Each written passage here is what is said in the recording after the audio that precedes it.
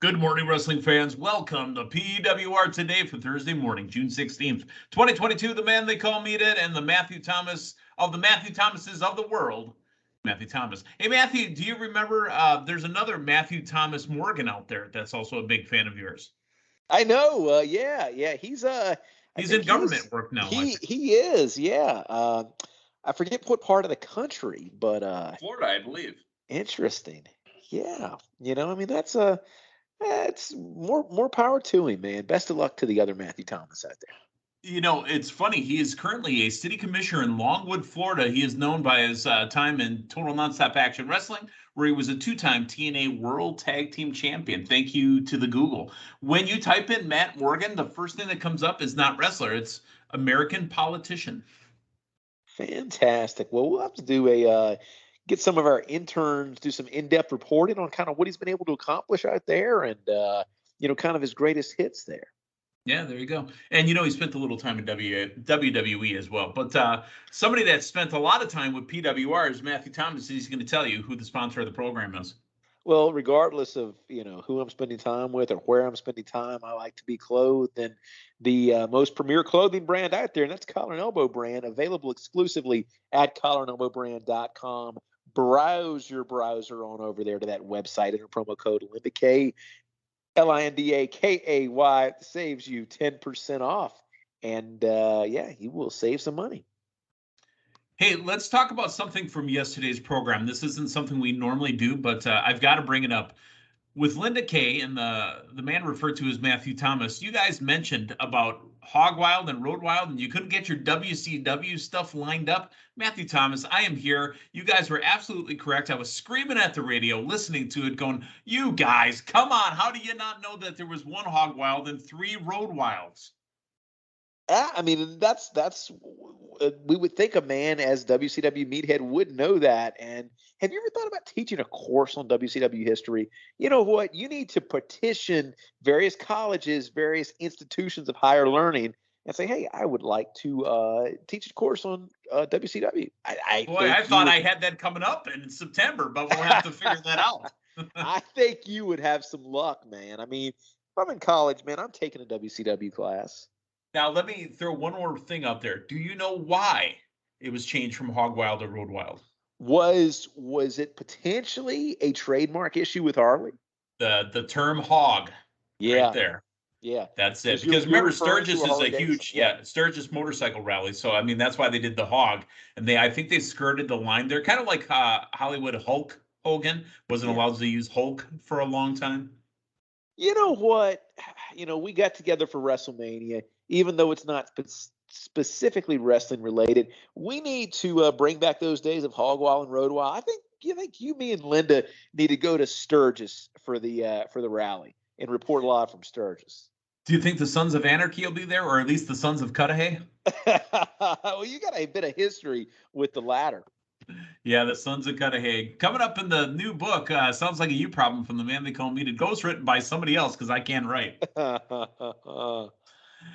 All right, so enough with the WCW lineage, but there was 4 events, one Hog Wild in 96 and then Road Wild in 97, 98, and 99. Let me ask you, do you remember what the main event at Hog Wild in 96 was? It's a big event, and the main event specifically because it marks the changing of the guard in WCW and wrestling history. Dude, a lot of people remember the whole Leno stuff. It wasn't 96. Are we talking Giant and Hogan? Giant and Hogan, the first ever title win for Hollywood Hulk Hogan. And that was where they spray painted the belt. Yep.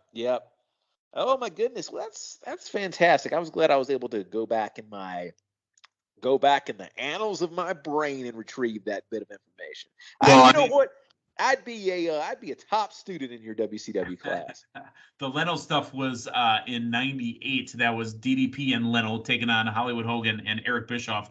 Hogan, 3 of the 4 main events. Actually, I take that back. He was in the last one as well, but it was a retirement match. It was Hogan versus Nash in a retirement match. So Hogan, the main event in all 4 Sturgis papers. Yeah.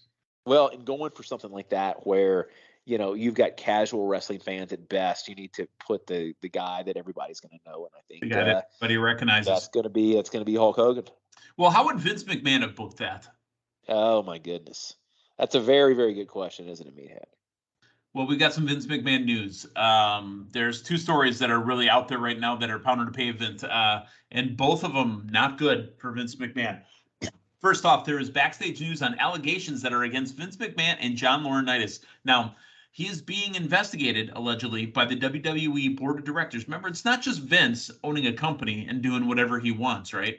Yeah. He has to answer to a board of directors. On this board of directors is Vince, but it's also got people like Stephanie McMahon, Paul Levesque, otherwise known as Triple H, and others that are on the board of directors. Now, there is talk there was a $3 million settlement between McMahon and a former paralegal from the company who McMahon was allegedly having an affair with. The board of directors is also digging into a tweet from Nia Jax that may be related to this. It's a shame, and I'm going to quote here from April 30th. It's a shame. Some people deserve to get the opportunity to shine like the star that they really are, but unfortunately, certain higher-ups can never see past their own perverted ways. Too bad. There aren't the lucky ones who can use blackmail to keep their jobs.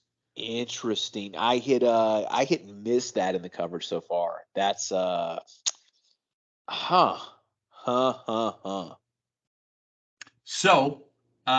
that's story one on Vince McMahon.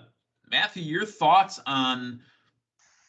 Well, I mean, I guess we can speculate, right? We don't have any facts. So your thoughts on if this is true and what it could mean for the WWE? Yeah, I can't. I really have no idea if it's true or not. I mean, it sounds like, this is not the DirtySheets.com reporting this. I mean, these are substantial news sources here, and all I can say at this juncture, Meathead, is this is a big news story, a very, very probably one of the largest mainstream news stories that WWE's been involved in a while, and not in a good way. I think there's probably going to be extensive fallout from this. It's just 2022.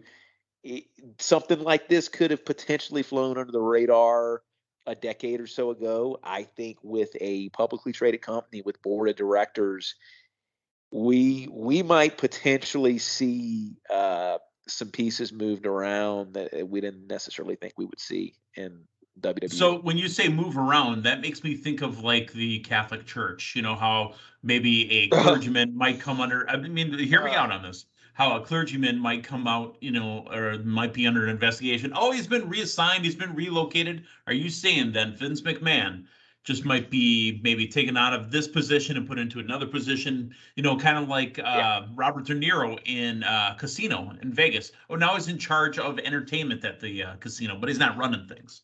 I think at the very least, you're going to have to show probably Vince and probably Johnny Ace shaken up in some capacity. What that looks like, I don't know.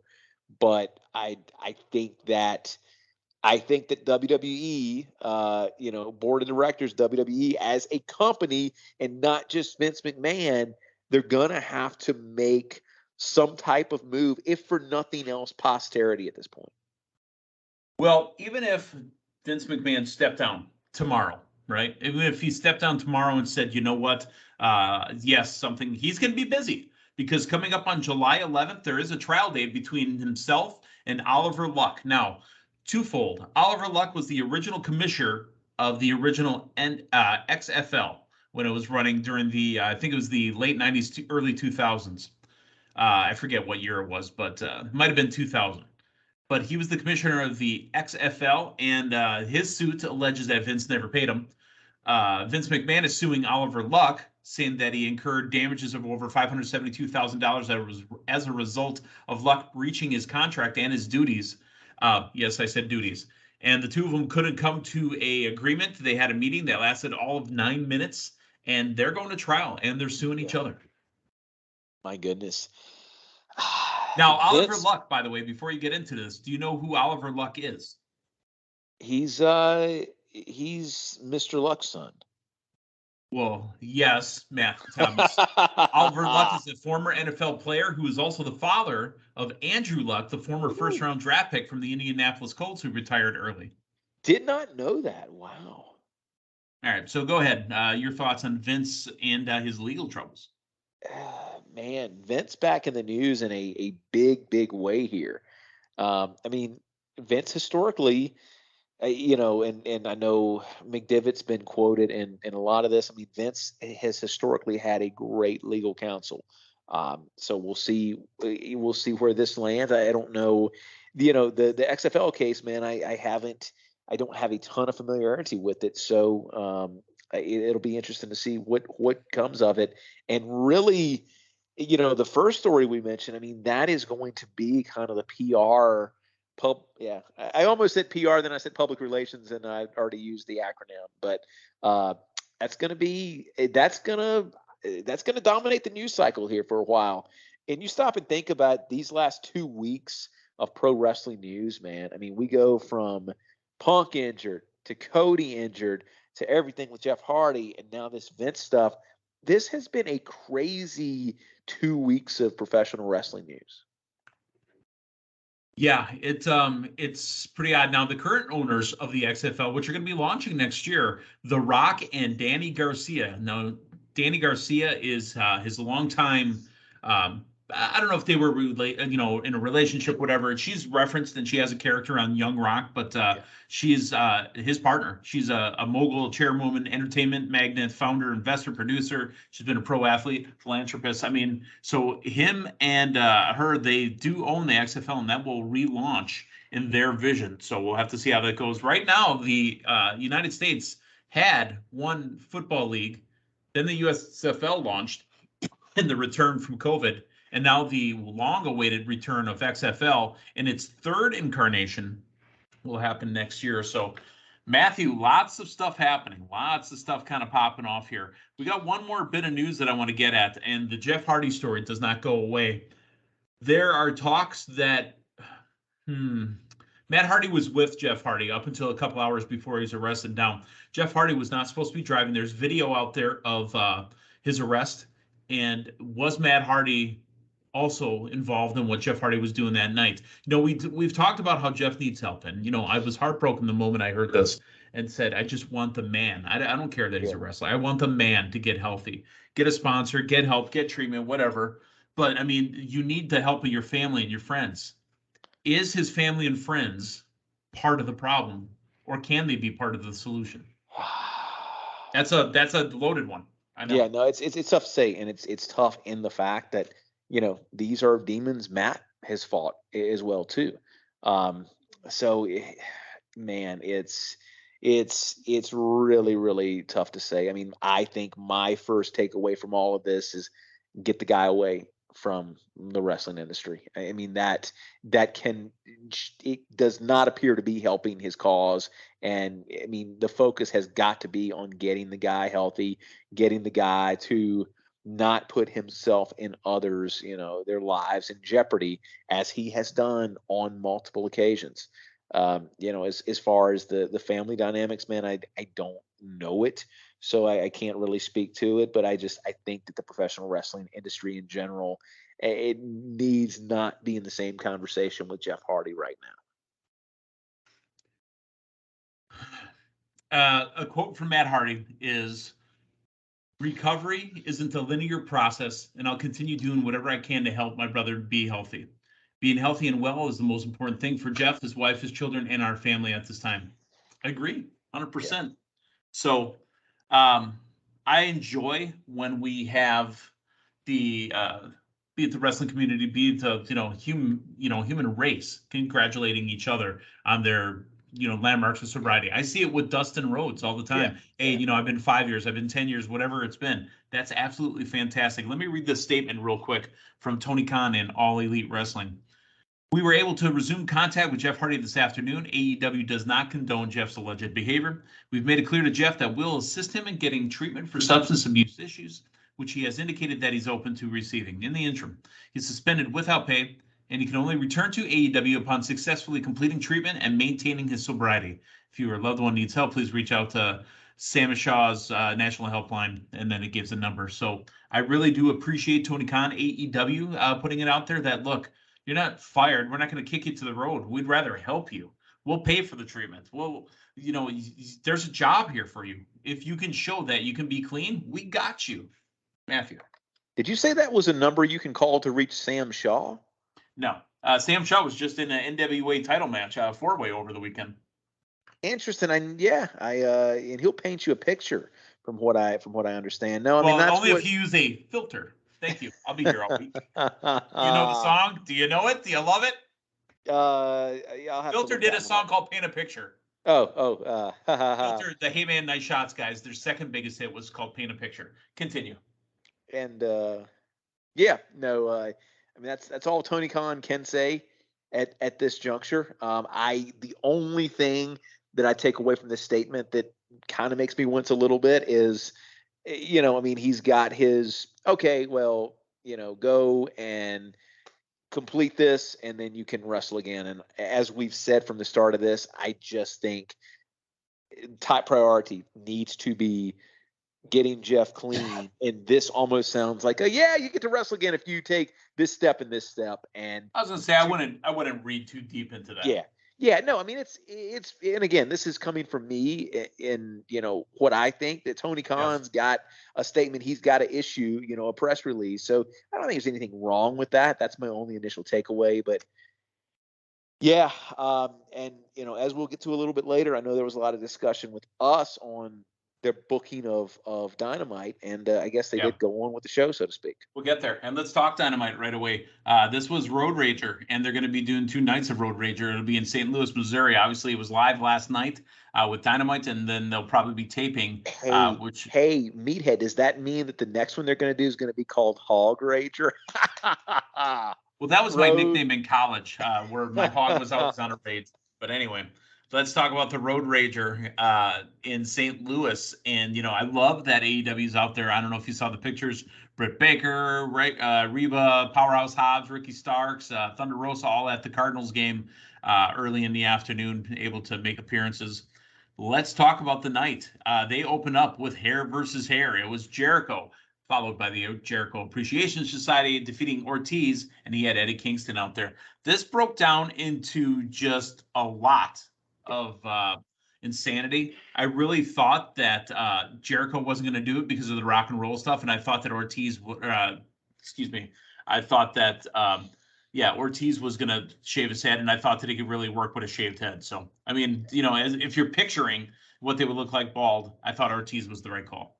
Yeah, no, absolutely. And to me, what the highlight of this match was the interference that we got at the end, and somebody is back in the good graces of one Chris Jericho.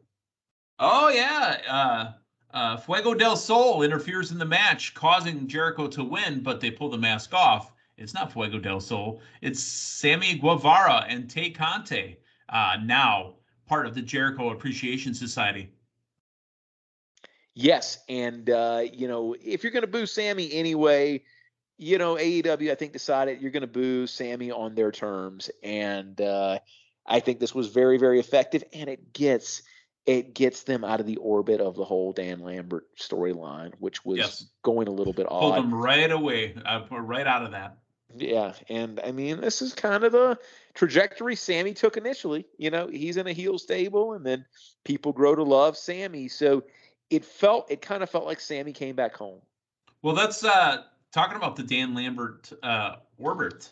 Let's talk about the 20-on-1 handicap match. Wardlow defeating all the plaintiffs, Mark Sterling.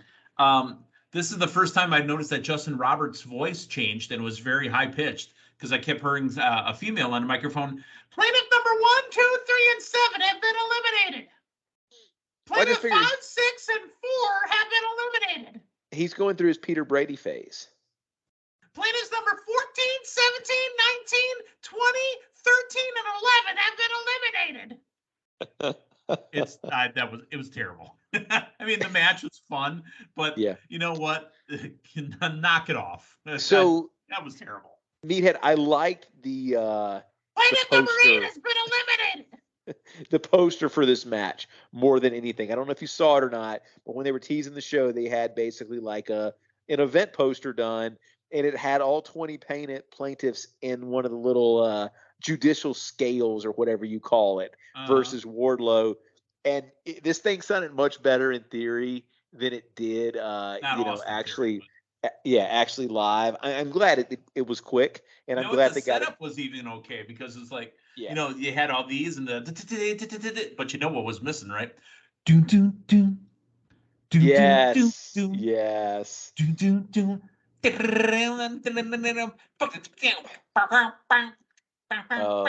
That would have been fantastic. But I'm glad it was quick while it was going on. I mean, number 12 has been eliminated.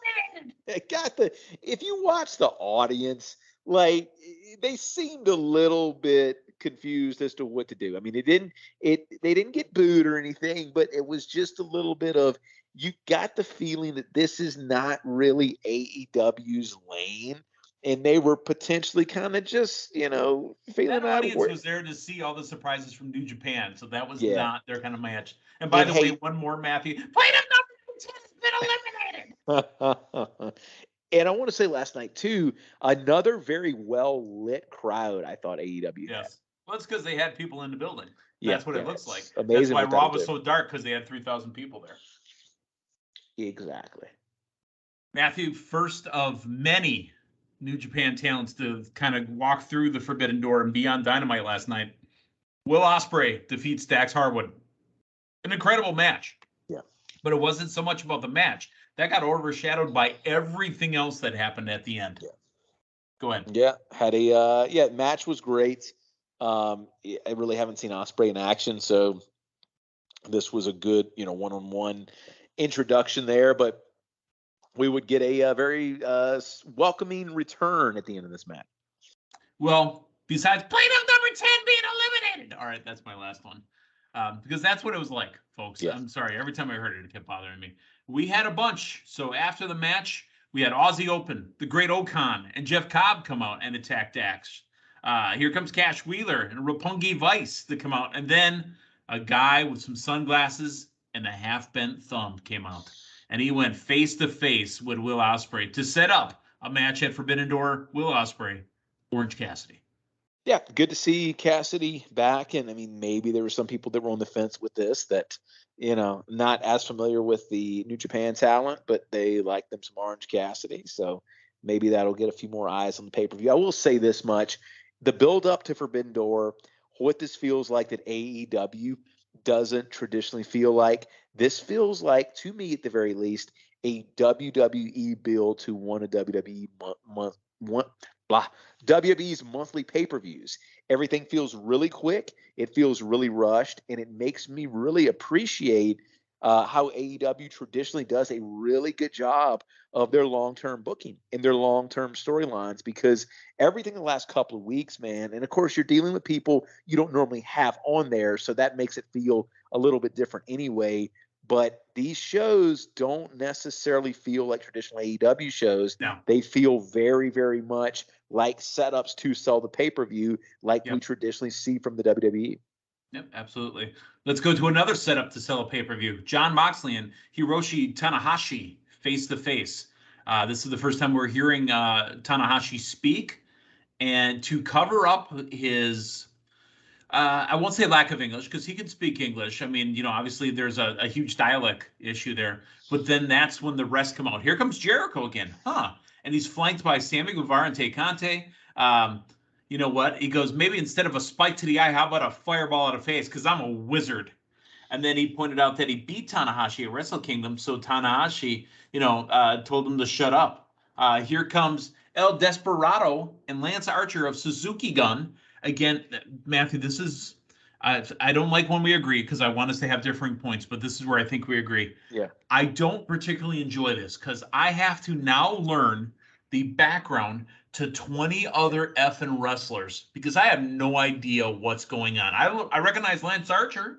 I watch American television. It's not my job to watch another promotion stuff for 2 to 3 years or to read somebody else's recap of it so I know who the hell I'm supposed to root for. And not only that, but I feel like there's a certain segment of the AEW audience in the build up to this pay-per-view where, hey, you being a really big AEW fan or a really big AEW WWE fan, it's not good enough. You're not one of the cool kids unless you know You these know people all who are the coming New in. Japan pro Exactly. wrestling history. I And mean, if so we were to go deeper, I was going to say if we would go deeper, you're not one of the cool kids if you don't know why Andrade and the Lucha Brothers can't participate. yeah, yeah.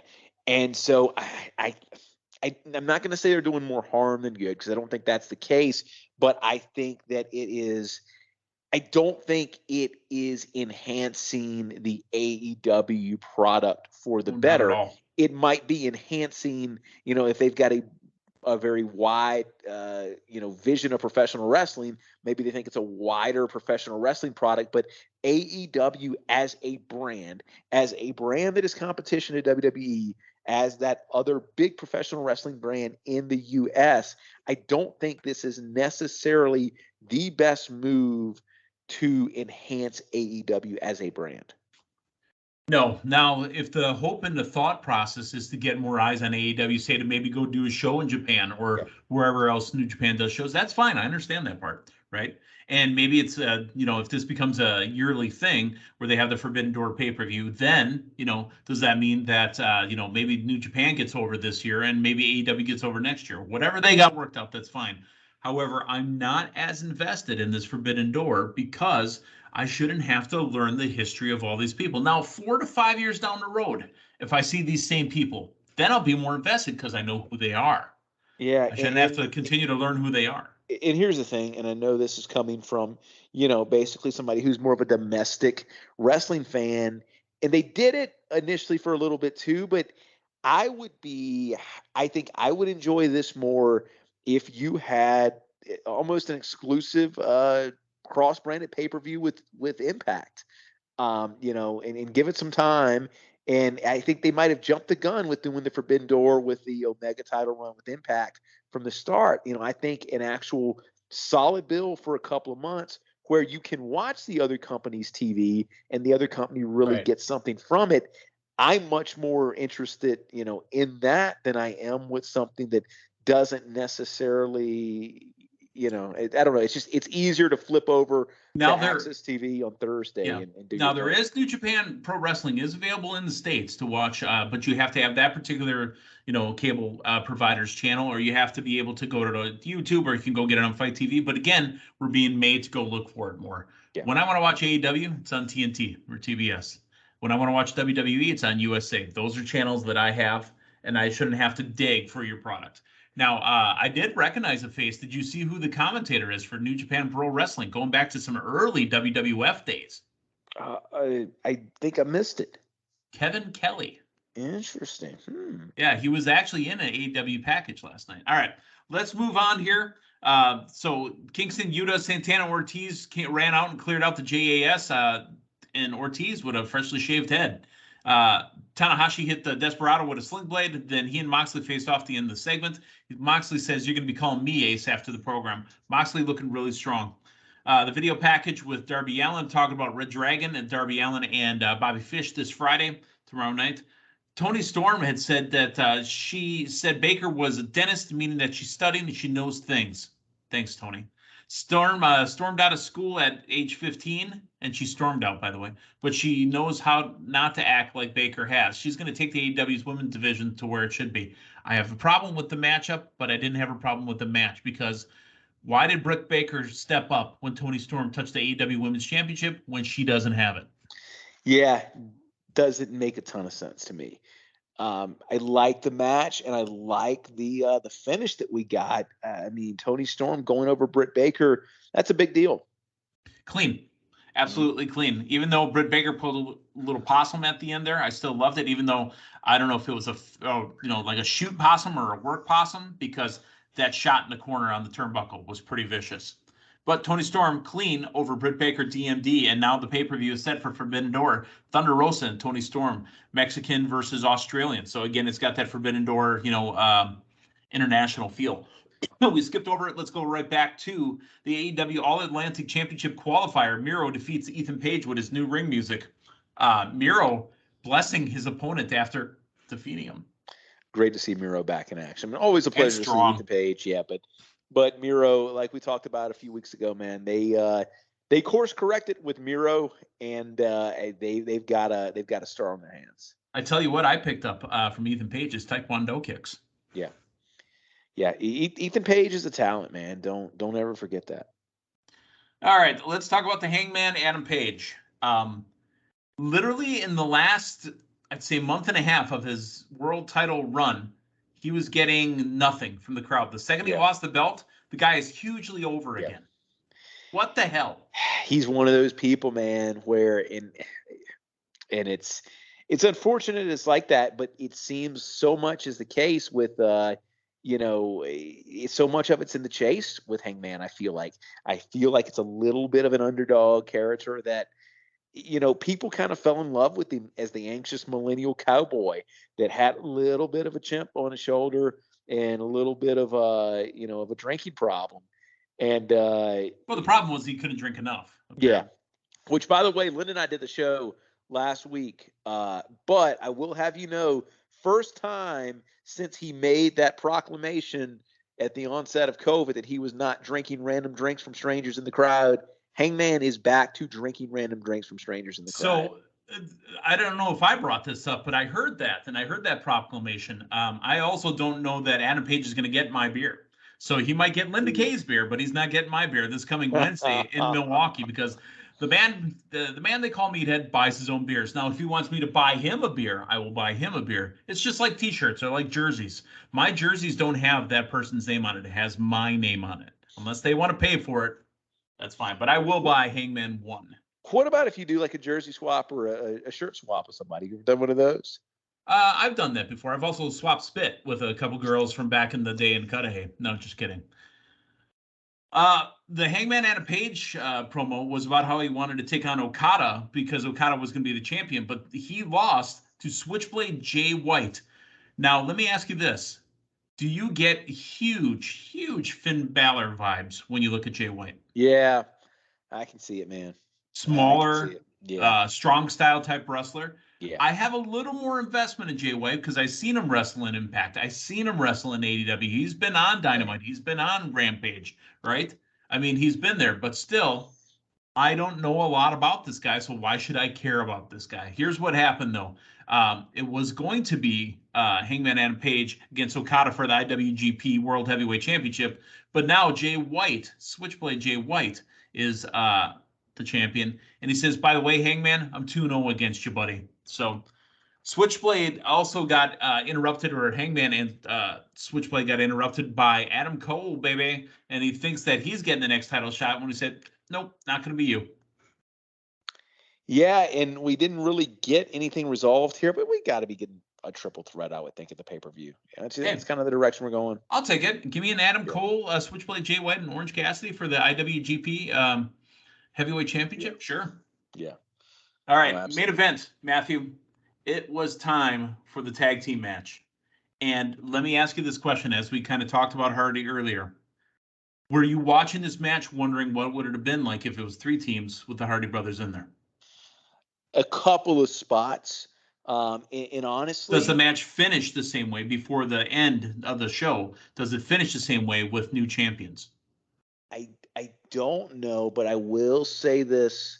I think you probably would. Now, whether it was the new champions we got, I don't know. But here's what I'm thinking when I'm watching this. I'm thinking that, you know what? I'm glad the Hardys were not in this.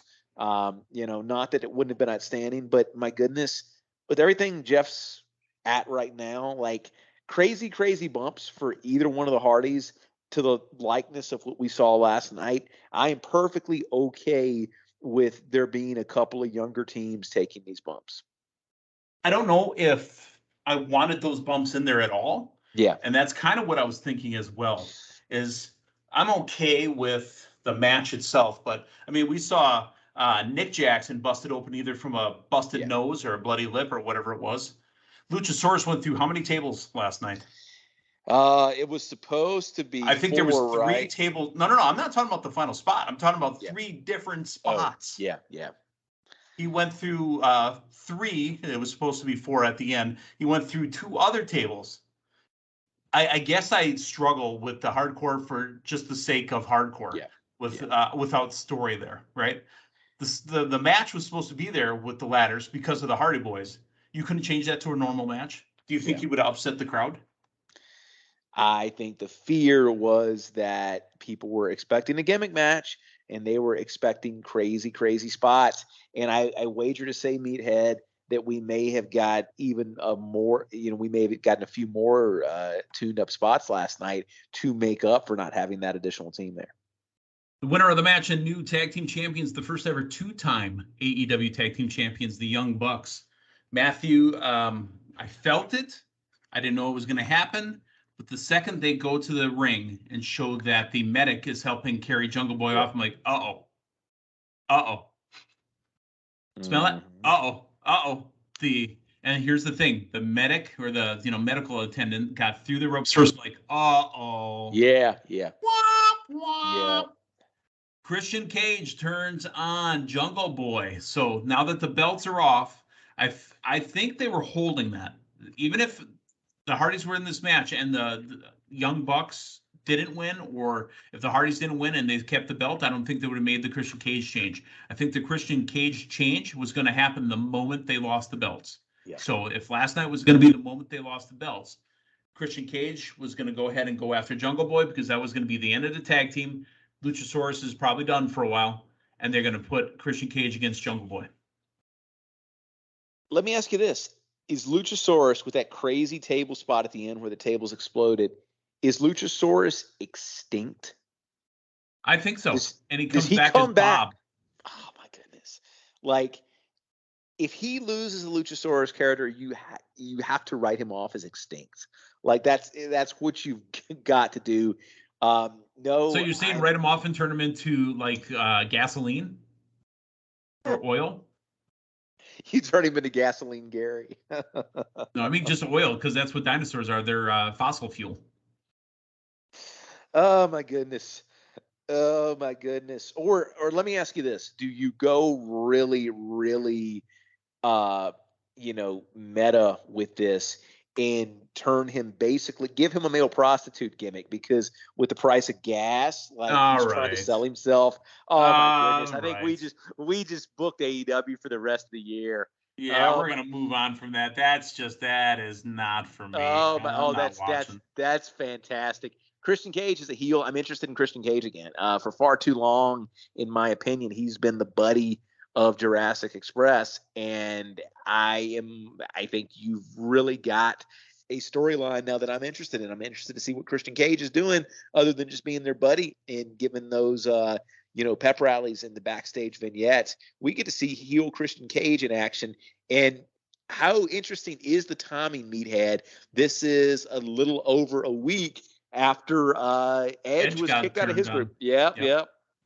It's there, and so it's ironic, don't you think? A little bit too ironic. Yeah, I really do think. All right, it is like the end of the show here. Sorry, I was still singing Alanis Morissette there. It is the end of the program here for Thursday, June 16th, 2022. For Matthew Thomas, I'm the man they call Meathead. We will talk again tomorrow morning. So long, everyone.